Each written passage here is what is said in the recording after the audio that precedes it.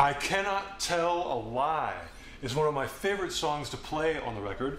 It's almost a ballad and has these beautiful chords. The first chord is actually an A chord, but I added a B note to it. I suppose that's the ninth. And then I made it a first inversion. I put the third in the bass. So that's the first chord, then a D chord with a ninth in it as well. Then an E sus, dominant sus I guess it would be, regular E major.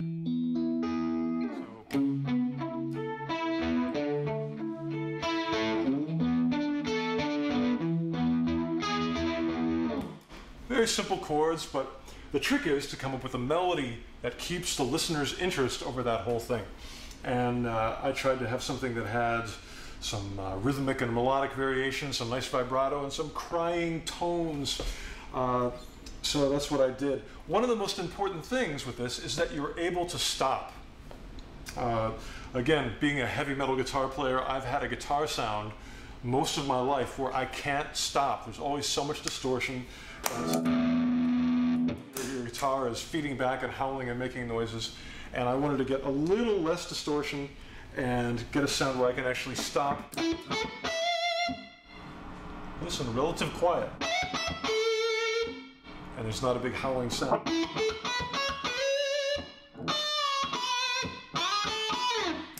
And that really takes the panic away. There's a certain amount of panic in playing electric guitar. And then, oh my God, I gotta control this thing that's going, you know, taking off and potentially making all this noise. So it really, it's kind of a nice experience to have a sound that's where you crank it or have it back just a little bit. I'm actually, in this case, I'm getting a lot of distortion from the power amp tubes, which tend to be a little more percussive and not getting, you know, it's not taking off with all that hiss and feedback. It's just a nice, pure, strong tone, and I can actually stop and phrase.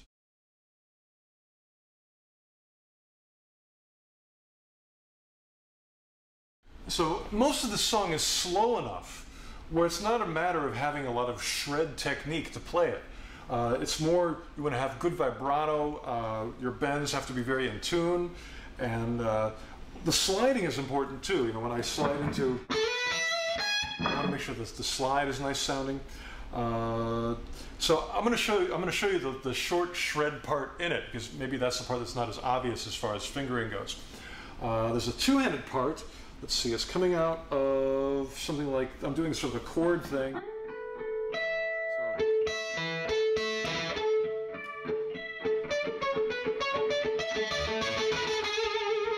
And then from here.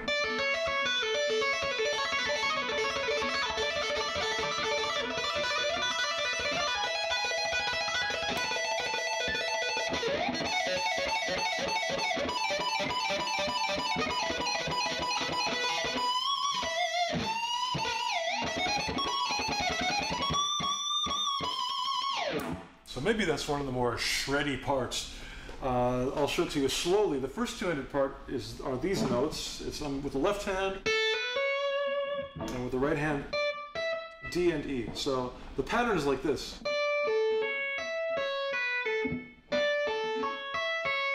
Let's loop that over and over again.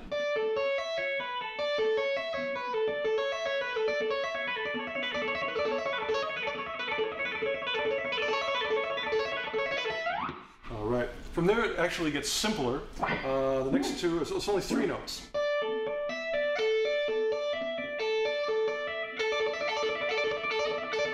Here's the next one.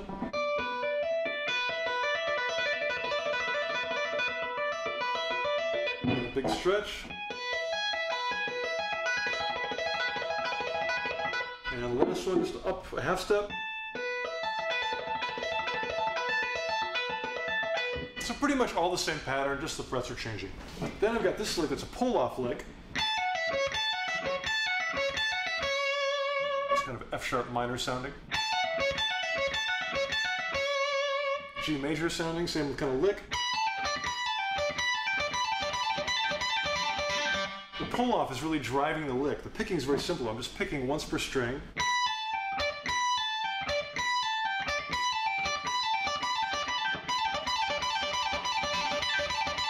And the last one, a big stretch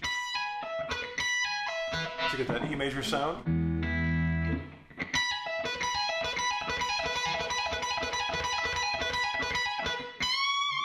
So let's put that all together.